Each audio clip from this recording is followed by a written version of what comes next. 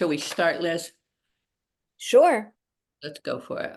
All right, let me click on there. Okay. Beliefs. A belief is a practical thought grounded in lived experience. Beliefs are built up over years of thought patterns. Excuse me, I need to make this bigger. Thought patterns and require both interior and exterior validation to thrive. Beliefs about ourselves, our personality, our weaknesses, our past, our future, are filters that are placed over the lens of how we view our world. The more we practice certain thoughts, the more our brain wires itself to default to these thought patterns. This is especially true if the thoughts activate our stress response and vagus nerve.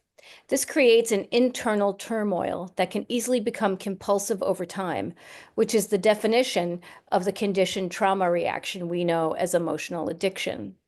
The habit of thinking a particular thought over and over again changes our brain, our nervous system, and the cellular chemistry of our entire body, making it easier to default to such thought patterns in the future. In other words, the more we think something, the more we are likely to believe it.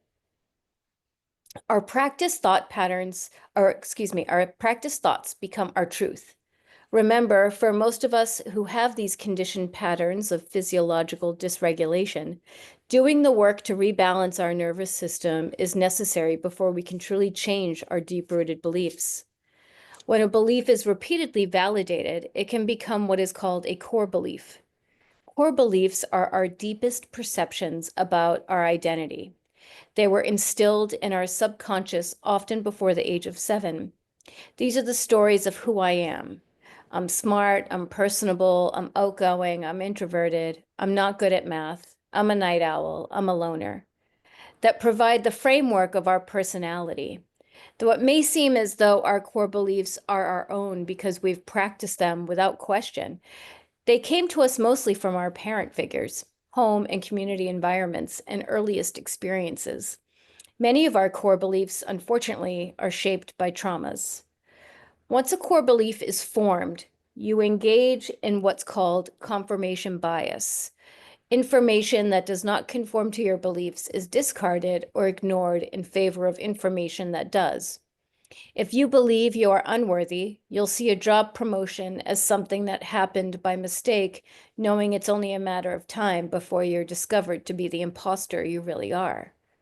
When you make a mistake at work, either by happenstance or self-sabotage, it will be filtered through the lens of inevitability. Of course, I slipped up. I'm not worthy. We universally lean into something called negativity bias, in which we tend to prioritize, and therefore value, negative information over positive.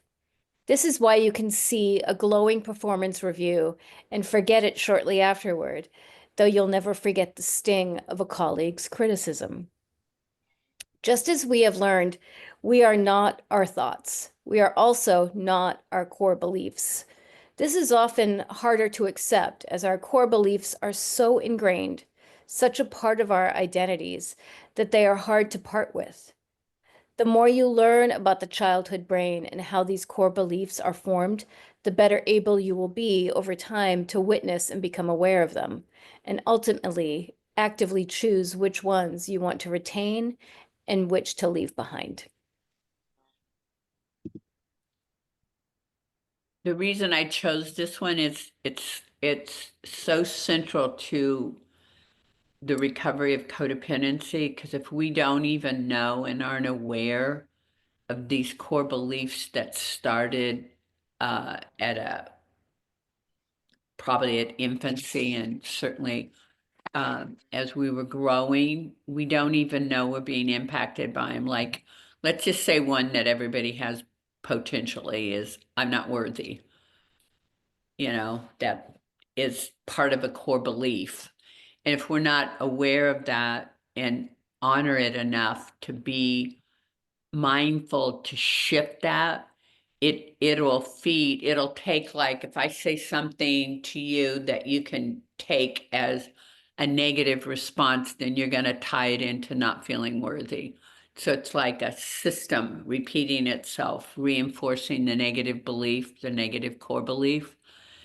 And so I want to really examine this and look at it from a lot of different vantage points because beliefs are not ours. They were installed in us by the time we're 7 years old.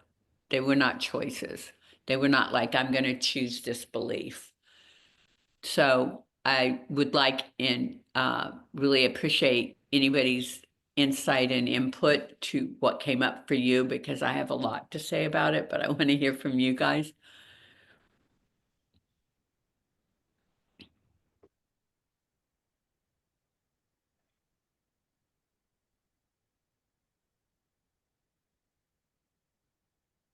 I'll share. I don't really remember a lot of my childhood, like especially prior to 7, but it's bringing up a lot for me because my son is 7 and knowing what he already has going on in his mind is what is in mine still with my mother, which is like, you don't understand me, is what he's been saying to me. And when I think back to my core belief and like what that is to me is that I misunderstood. Like I wasn't understood by my parents. And that's, a lot of where acting out and feeling like myself when I was under an influence, and really taking that to a next level of like the ego, like I'm misunderstood and no one gets me. So I'm going to just go balls to the wall and live that life really for as long as, till the wheels fell off really. But it's so hard to adjust that. And it's even harder to be in a space knowing what my son, who lost his dad almost 4 years ago to cancer, is succumbing with trauma and his own beliefs. And to hear him say that, it's like really triggering to me of like, but I get it. Like, I mean, everyone is their own, but like he's 7 and he feels all of that already. But I mean, how do I how do I shelter him from that? And get it right the first time. Like I don't want him to feel misunderstood, but no, this was a good one. Just from the monkey mind and all the stories that have been going around in my head. And I'm at like another crossroads. It feels like if I'm not valued at work, I don't feel valued. Like, am I doing the right thing? And my beliefs of like the imposter syndrome, of launching my own career and like not believing in myself and really like just going through the motions anyway, hearing it and like feeling it. But yet I'm like, I'm going to put myself on social media. I'm going to build a website. Like, I'm not listening to you. Like, I'm just going to keep putting one foot in front of the other, um, because I know it's all fake.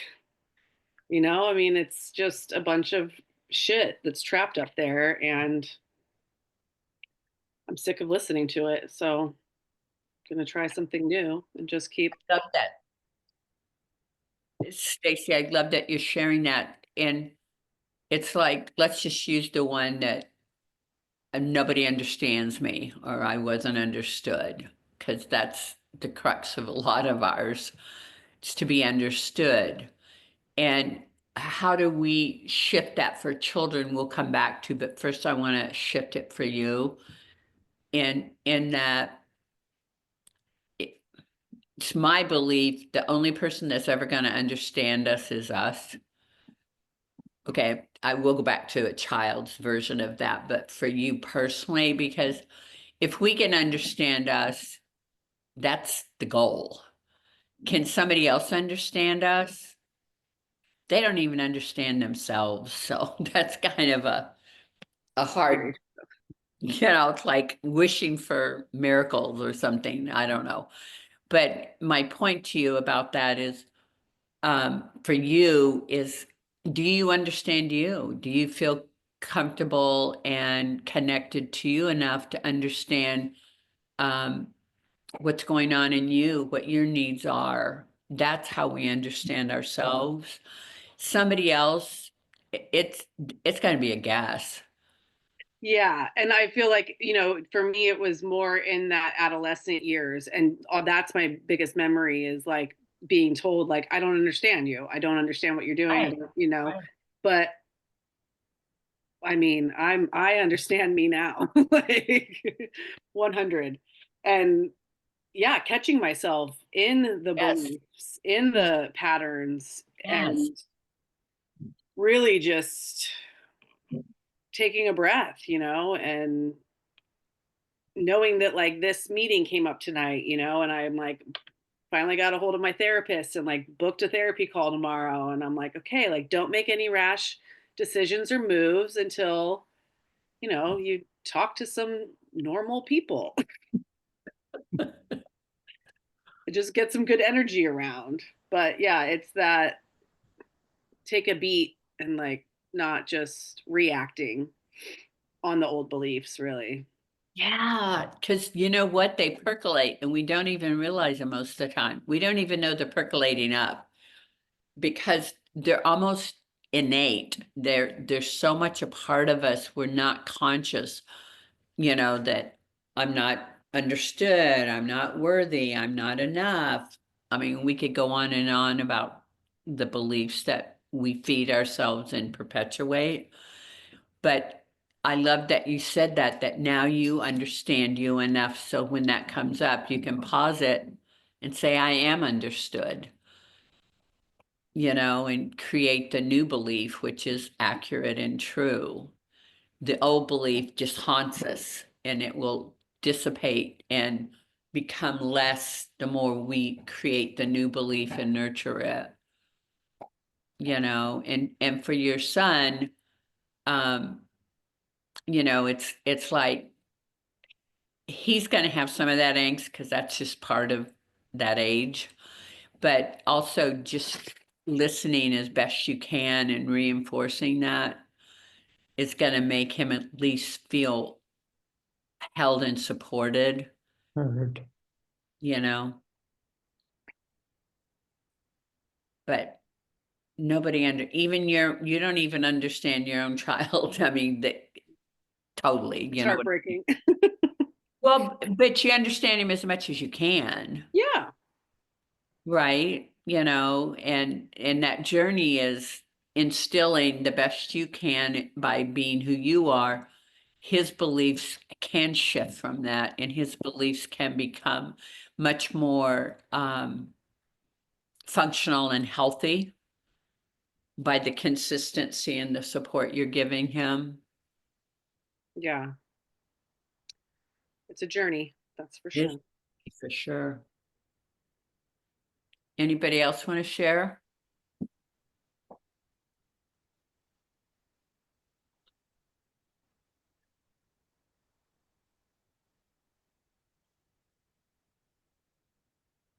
So nobody has any issues with beliefs? I think one of mine is um, like, I guess nobody, like, no one cares, like, always be alone Mhm. type of thing. I think, like, I think I'm struggling with that one a lot too. And I'm trying, like, I mean, it's a complete, like, inner battle, um, to not think that way, but it's definitely like, yeah, it's challenging. Yeah. I just, there's just, and I mean, and a lot of it, I think, stems from a lot of the childhood trauma from when I was younger. And, um, not being heard, is another thing. And like bringing problems that where they were dismissed that were just not okay. Um, yeah, but that's all I really have to, I mean, that's all I can Yeah. Yeah, well, thank you for sharing that. See, the understanding our core beliefs are not the ones we've chosen. They're the ones that were imposed on us. Like not feeling good enough, if I'm not productive enough, if I'm not successful enough. I mean, we could go on with all kinds of stuff that was put on us, and not feeling loved or feeling alone, or, whatever version of that. It's like, how do we nurture that in us so we don't betray us and abandon us? That we can embrace ourselves and give ourselves what we need, and what we're really looking for is us. And, if we're looking to others to be that, it's going to be vacant or intermittent at best. Sarah, it's like, and these things are not a simple process, but it is a practice. And really knowing what you need is changing your belief that you don't know what you need, or that you're going to be alone, by nurturing, I have me. I'm I'm like more than enough, and really nurture that belief, because the old one, it's like a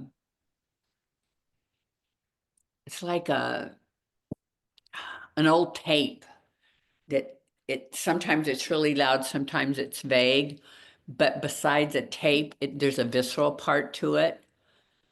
The negative belief actually has a visceral feeling to it that actually activates it more, because it's just not a thought. It becomes part of a whole system, and that's, if you can pause that and recognize you're more than enough.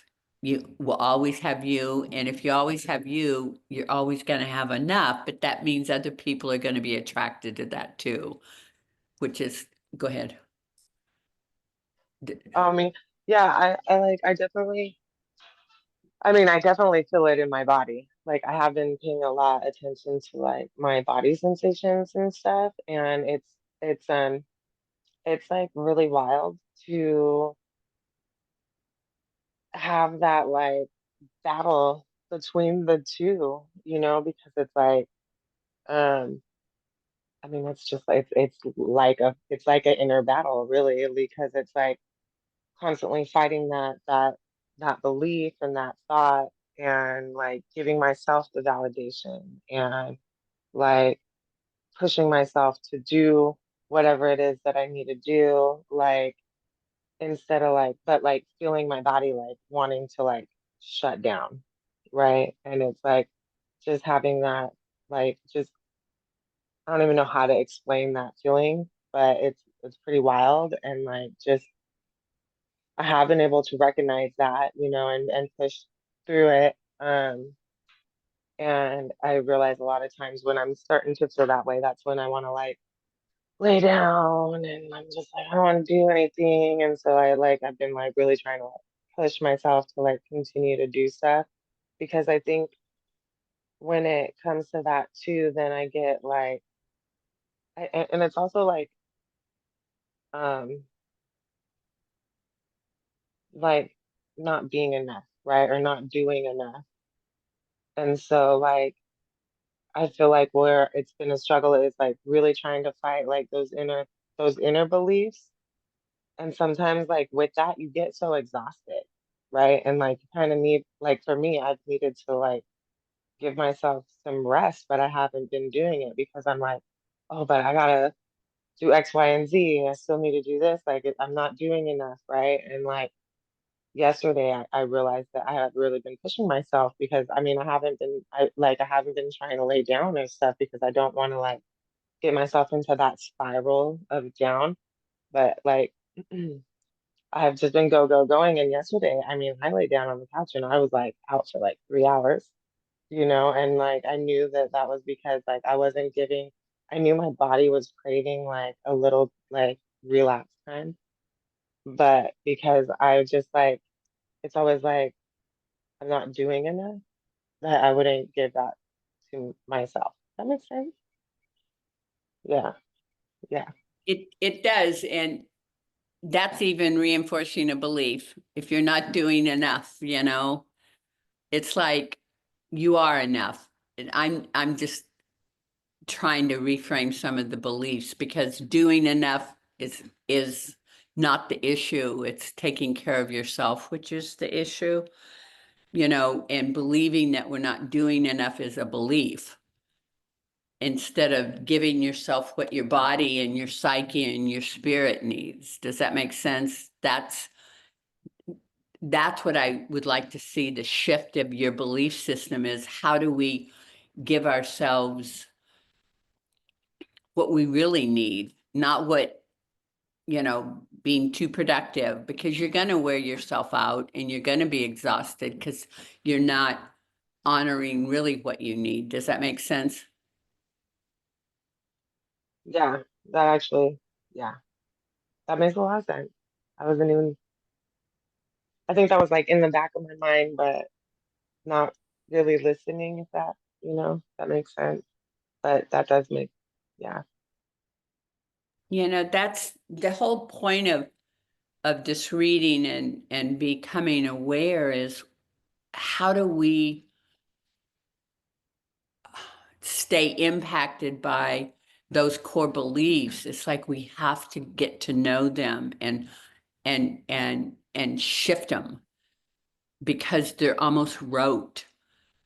It can morph into, I'm not doing enough. I believe if I did more, then I wouldn't this, it's like that underlying not feeling worthy pops into like lots of different dimensions. If I were more productive, if only I would do this, if I was this, then I wouldn't feel this. Where your body and your sensations are trying to tell you what you need. We're trying to fix it and playing off, I'm not worthy, and how do I feel worthy? Does that make sense, you guys? And You know, it go can ahead. be so tricky, because like right now what I'm thinking about is well, a couple of things. First of all, we had, like the reading said, it's like we have to rewire like our brain. Like we feel the sensations in our bodies. How do we shift that? That takes time. That's like, we need to give ourselves some grace with that, and just like Janice says, it's a practice. But I'm also thinking about like um work, and how for a while I was like feeling not valued. Stacy, like you said, that really resonated with me. Or like, I just need to do more. I need to be more productive and then I'll feel valued and blah, blah, blah. But then I realized like, why am I looking for other people to give me accolades or tell me I'm doing a good job? I am doing a good job. Like and but like she's talked about like the confirmation bias in the reading, like we have a belief and we see it everywhere. I was like, my boss would give me one look and I'm like, see, she hates me. I'm not good. I'm terrible at this job, blah, blah, blah. And then I'm convinced because that's my belief, right? It's crazy because it seems so real. But through like all of this type of work and reflecting on these readings and such, it's like, no, am I valuing me? Yeah, I am.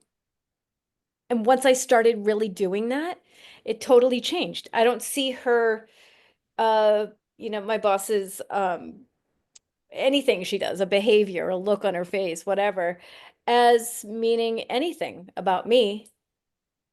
That's more about her, Right. you know? But we can, and like I can just so easily go down that road um of confirming my beliefs, and they're so negative and draining and wrong. You're wrong. They're wrong. They're just not right. And like for me, I see that rewiring of the brain like she talked about in the article, as saying, you know what, I'm just I'm going to value me. That's going to be my practice, and see how that changes things.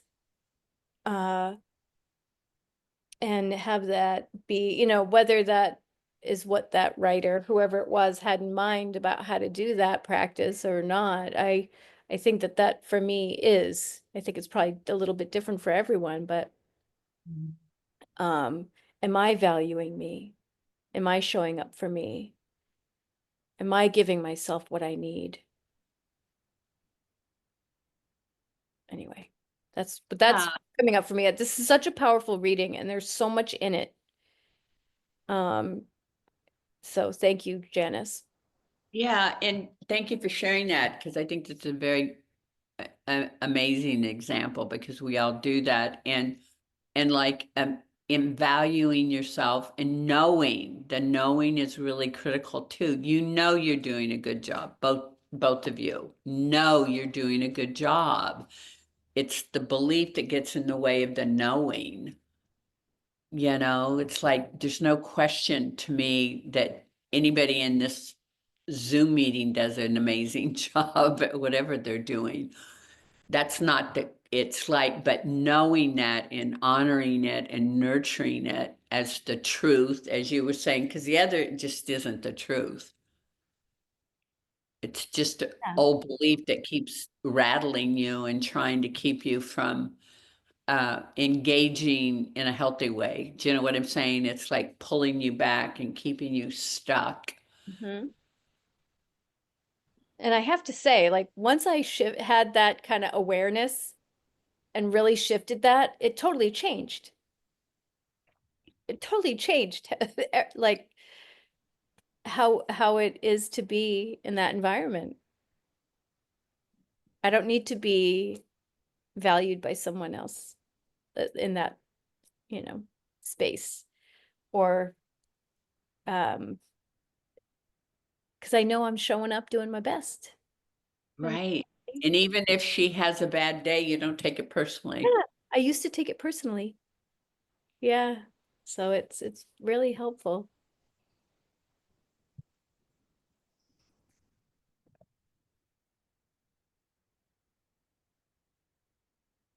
So what else is coming up for any of you? Because it's a very important perspective and understanding, and a way of healing by not, or at least interrupting the core beliefs in that spiral that we get into.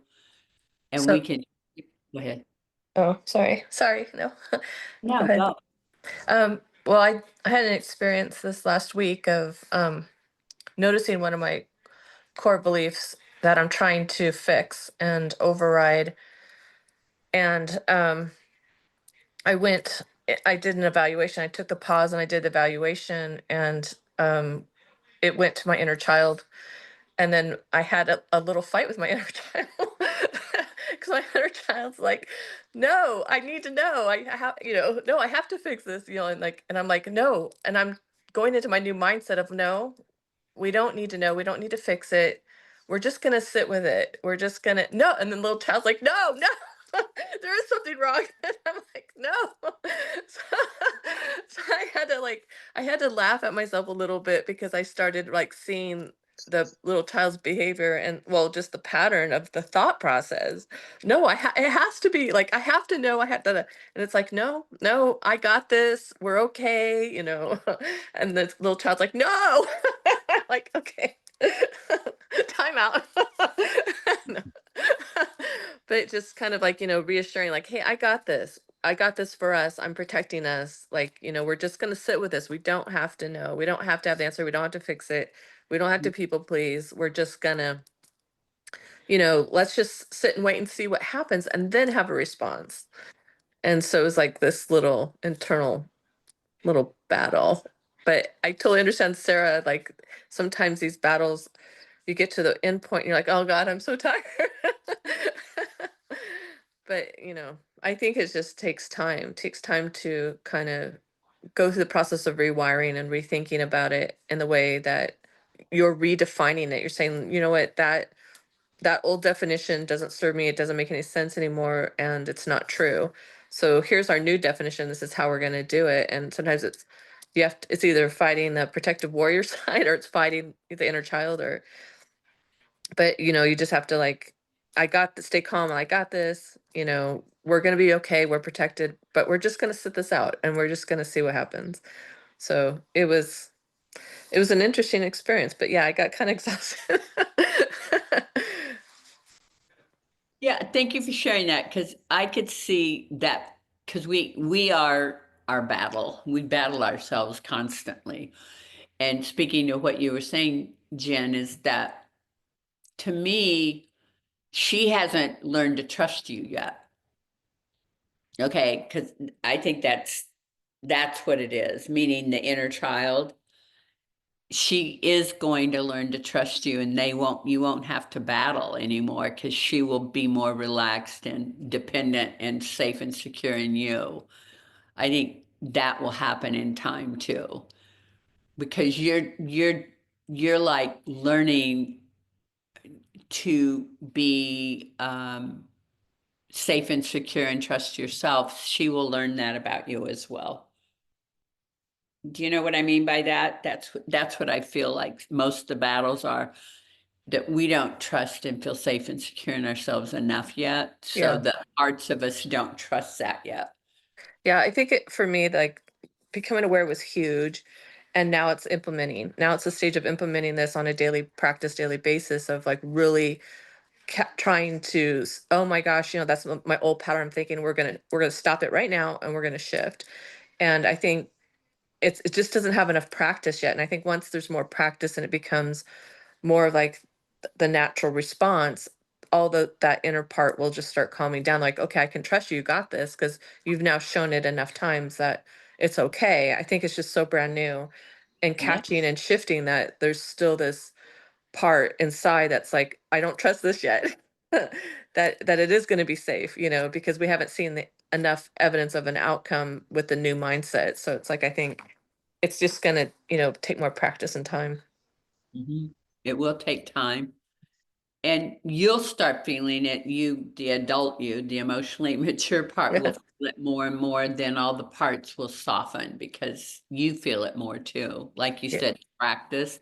It becomes your more natural go-to and your experience more frequently. Yeah. I love that. Thank you. Ben, um, thank you for everybody's shares. I agree. Too. This, I don't know, Janice, if you like knew what was going on in my life this week or somehow, but it's been a lot of actually, yeah, ultimately, in conclusion, because I had not even concluded that this was what I was digging into, but it is the core beliefs. Like, I one of my core beliefs, I'm powerless. One of my core beliefs is that love is conditional. Um, Thanks, Dad. And then what was another one? I had three to bring up. Love is conditional, and well, maybe I'll think about it. But yeah, with that said, it's been, yeah, just a lot of trying to catch myself in the moment. It was really funny. I did um I did the little love is conditional thing, or I don't even completely understand what it is. But um well, I'll tell a semi funny story. So I mentioned last week we were doing this fence thing, and then the neighbor had some concrete done in the alleyway. And of course, 2 seconds after the contractors leave, someone drew a penis in there, a dick. Like, and it I walk by and I'm like, oh God. And my dad used to run a pool repair business. So, like, we've done concrete work. So I call my dad and I'm like, hey, Dad. I'm like, oh, this is something I can connect with my dad with. He loves to help me, right? Like, he loves to, where did this powerlessness come from? So I call my dad and I'm like, hey, what do I do? I never finished concrete, but I knew something could be done. And so he tells me how to float the concrete, and like it was good enough, right? And then I call him back. I'm like, thanks, Dad. And he said, yeah, well, you can do this, this, and that. And you know what this little girl inside of me did? She went right back out to try to make it perfect, to make daddy happy. And like I wasn't even gonna send my dad a picture. Like it was really at that point, it was just like I was like, well, it's funny because I trick myself so much, right? I like instead of knowing that that's what I'm doing, I've already like found 20 different ways to validate what I'm doing for myself. So I went out there. I mean, legitimately, I have been thinking I need some it's like a patio out back and I don't want to pay for somebody to do it. So it's like, this is practice for me, right? And I'm like, but at the same time that the really like going back to do it was like I caught myself. I'm in the middle of like trying to float concrete and I'm like, oh, I'm doing this to make my dad happy, proud of me. I'm looking for some recognition. And yeah, I mean, I don't know how to conclude that story, but it was, just apropos. Mhm. One of the core beliefs that you have to please your dad to get validation and be considered loved or whatever version of that. And you caught yourself. Yeah, Yeah. I caught myself lying to myself. Well, yeah, but those beliefs are so strong. They're so deep. They're deep. That's why the reading, because they're very pervasive and invasive because there's so much we believe they're part of us instead of recognizing they were put on us, you know what I mean? And that's the part you got to separate. They're Yeah, not us. They're not us. They really aren't, you know, and the recognition can be the freedom part to it. I thought of my third one, that because I'm so sensitive, I am a burden, and therefore I cannot have any needs. So And I don't know how to ask for help. how do you counter that one? Do you add a new belief that's challenging that one? I mean, I texted friends this week when I had a bad day. Or what else? What's a belief that you could say right now that counters that belief? Oh, I mean, intellectually, I can say that I am like my needs are important, Right. And and then, I don't know what my needs are. right. I'm lost. I'm really lost in the subject. No. Well, I'm just saying what you're doing is a really good job. It's that what I'm saying about it is when you hear a belief that isn't true, how do we counter it? Start nurturing a belief that is true. Because you are empowered, you are amazing, you are capable. I'm just saying that to me, that's a way to really start validating yourself and creating your own beliefs. Because I'd like each of you to really spend some time after this group writing all the beliefs that you have, the beliefs that all of them, it doesn't matter because you don't even have to judge them.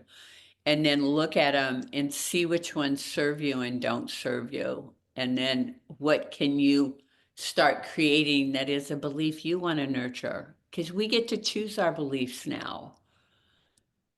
You do. I promise. It's like start nurturing the beliefs you want that are yours. Does that make sense, you guys? We've got a choice in this matter now. And that's why the reading's so important is to recognize we don't have to get caught in that old programming. even though it's visceral, we can start like holding ourselves and say, I am worthy, and feel what it feels like to be worthy. Make that visceral. I think that one of the things that you taught me a long time ago, um, which is still developing, but is that self-compassion. It took a really long time for me to understand what that was like. And I think yeah, that voice inside my head that's just super critical is that's the belief system running on autopilot, and being able to just stop that has been, I mean, it has made my body feel better as well. Yeah. It makes everything feel better. It makes your spirit feel better, and you can validate yourself and understand yourself and love yourself and nurture yourself. Anybody else want to share about what there's coming up for them, if anything?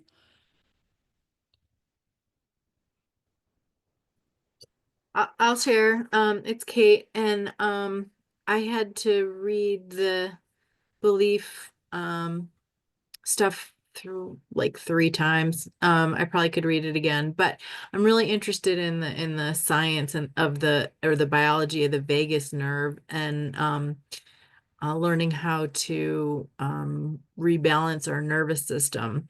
So I was lucky enough to get a glimpse of giving myself permission to relax the other day, um and not worry and care and have my mind spin around what other people were thinking of me, whether that be my mom, my dad, my dead dad, my mom, my dad, my husband, the neighbors. I mean, I have, it seems as though strangers or people who I don't even know can have an effect on the belief about myself. But so that glimpse, so you guys are using the word practice, and so I just want to be able to catch a glimpse of giving myself permission, like excuse me, I want to be able to attain that again more easily. And so I guess that's through practice, being able to um um get there more readily.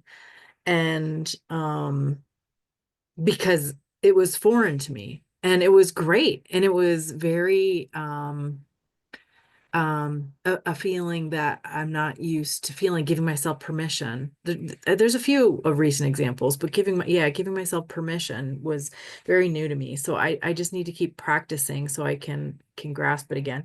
I think that you ladies are doing great though. Like, I mean, feel like this is very new to me, and I'm seeing you guys catching yourselves with these behaviors. And for me, it's like, I mean, as for probably everyone, it's so ingrained that I can hardly see it. So it's like, wow, I see you guys practicing and it's amazing. And yeah, I don't know. I had so much to say about all your shares so far. Um, for me, like, one of the things that folks were talking about was not feeling like I was doing enough, or I wasn't doing good enough. But I found a phrase that I can tell myself that kind of worked at work a little bit more, instead of saying like, you are doing good, because I don't ever believe that. Instead of that though, I can say to myself, I am doing the best I can. And so that one, like, I think someone might have even said that. But and then my sponsor in AA, my last sponsor, I don't know, like a year ago, she gave me this. I think it's gonna be backwards, but I love this sticker. Yeah, it is backwards, but it says, don't believe everything you think. And so it goes right along with the last paragraph in this belief reading. Um, and oh, the other thing really quick that I highlighted in it, it's universally we lean into something called negative bias. And it's just so interesting that a positive anything, like my husband can even be like, you look nice today or something like that. But it doesn't stick. It does not stick, like, or you did good today or whatever. But if yeah, the negative like my negative thoughts come back and just like, oh, he's lying. He just wants to be nice today. He knows I'm in a bad mood, blah, blah, blah. Like I will cut it down right away. Okay, that's enough out of me, but I wanted to share. So thank you so much. Okay, thank you. I love that. I mean, we all have those feelings. I think you summarized a lot, and the negative bias, that is it. It's the wah-wah is the negative bias, and it's like sometimes, let's say he says you look pretty, then the negative bias is, oh, I didn't look pretty before. I mean, it can go in all kinds of directions.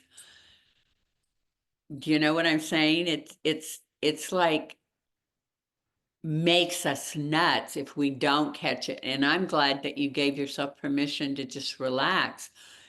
Because I think what helps counter the negative bias is the feeling like you had in that moment of relaxation. Hopefully, you want that feeling again, which will be the motivation to do it again. Not just a thought, but actually the feeling of relaxing, and it feels better. So you're going to want to nurture that and continue to cherish that. So thank you for sharing. Anybody else?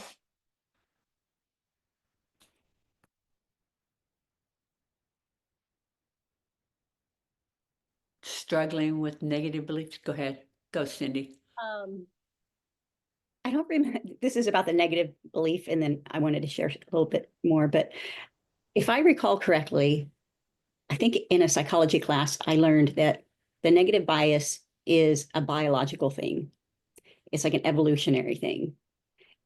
We're wired that way as the human species, because back in the caveman days or whatever, they had to assume that if they heard a sound, that it was a lion or it was a bear or it was, some sort of, that a predator coming to get them. And so for the purpose of evolution and being able to procreate and keep the species going, we developed this biological negative bias, and we still have it. anyway, just wanted to say that. Hopefully that's not just some sort of pop psychology, but I think what I wanted to say is kind of builds on what Jen was saying. I've had decades of therapy and regular talk therapy, and none of that helped as far as any of this stuff that we're talking about. And the only thing that has turned it around for me is the therapy called internal family systems, that I was introduced to kind of around BCAM, but this is a book that I'm reading right now. You Are the One You've Been Waiting For by Dick Schwartz. He's the creator, Applying Internal Family Systems to Intimate Relationships. And so I don't want to get into what it is, but if anyone's interested in trying something different than just regular talk therapy, this is a whole different perspective. What I have been finding lately, is I will have some feeling of doom or something like that. And that kind of triggers me to that emotion sort of triggers me to think like, oh, well, what am I thinking? So that's helping me, first of all, just that my emotion is kind of registering as some kind of a signal. And so then that feeling of doom, or belief, we might even say, or feeling of doom, and then I sort of hold it in my mind, and I just sort of think, there that is again. And it gives me a little bit of distance from it. And then I kind of go into the IFS stuff, but think about what that message from a part of me is trying to convey to me. And somehow it's protecting me from something that my inner child is afraid of or something like that. And so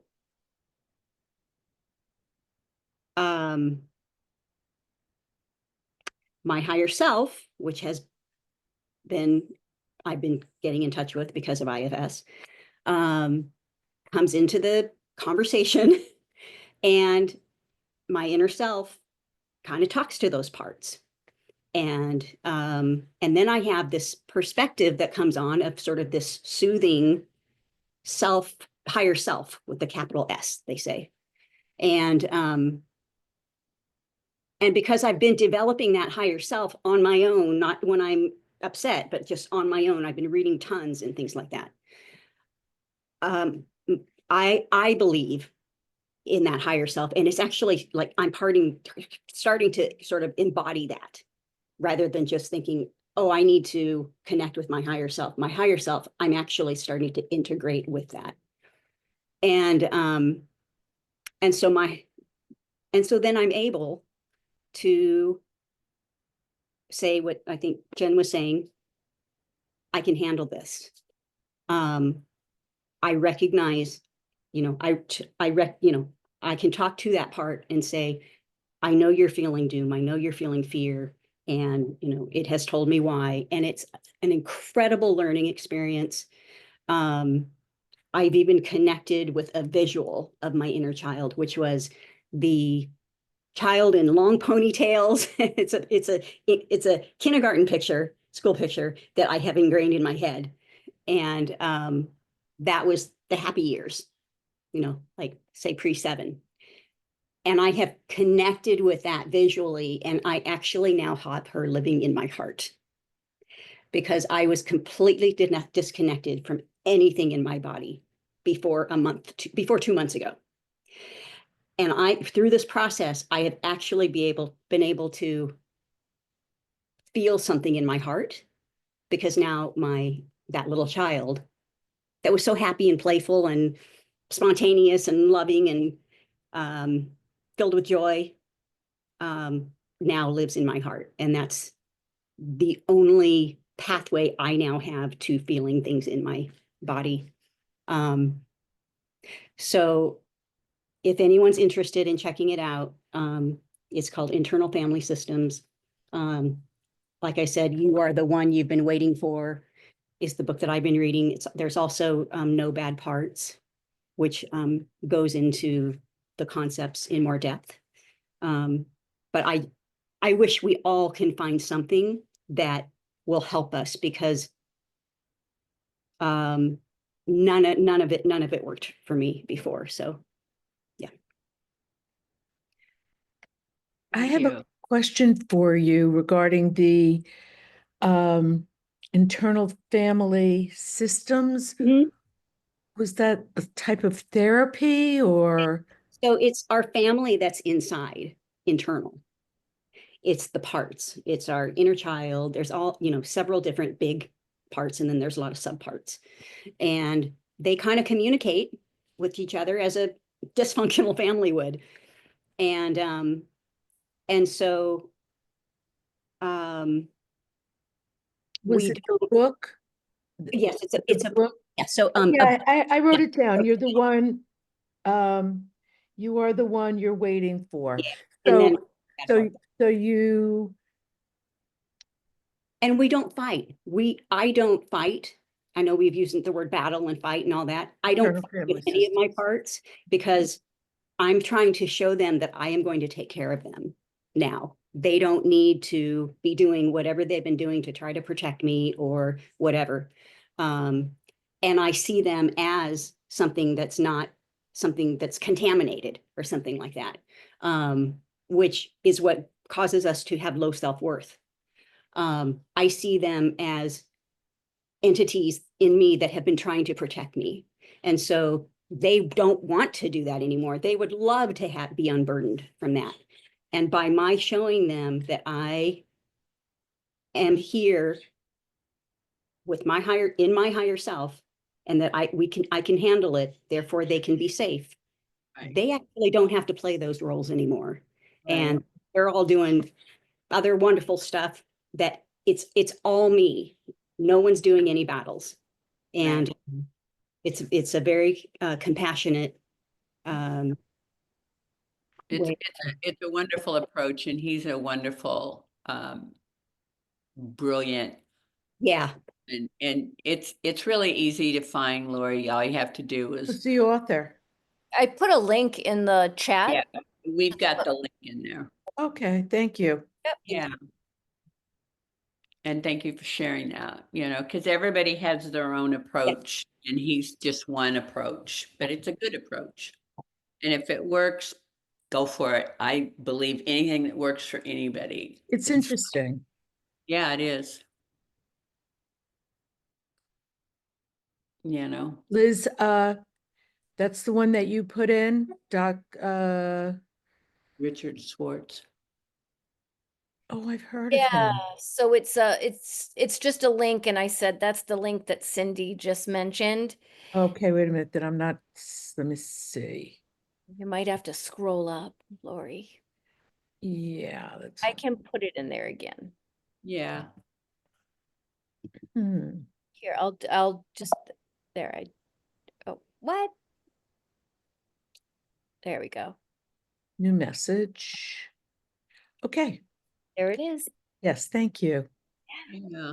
Thank you all, because this was a really good group. I appreciate everybody's sharing and everybody's participation, and beyond that, everybody's sharing what works for you and what doesn't work for you and how to approach it, because that's what the group is. It allows for abundance and more. And I really appreciate each of you and your commitment. It makes me full of joy. All your work and effort, and it's just so rich. Thank you. Thank you so much, Janice. All right, you guys. Thank you. Thank you. Have a good Thank one. you. All right, bye. Bye.